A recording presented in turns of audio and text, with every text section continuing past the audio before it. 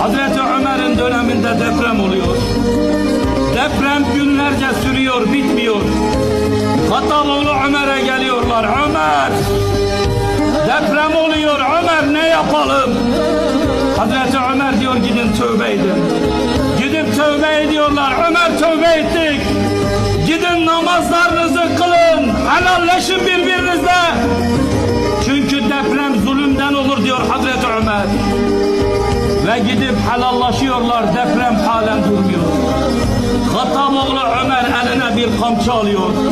Sanki bir hayvanı döver gibi sahabi diyor elindeki kamçıyla yere vurmaya başladı. Sakin ol dedi, sakin ol. Senin üstünde tövbe edenler var.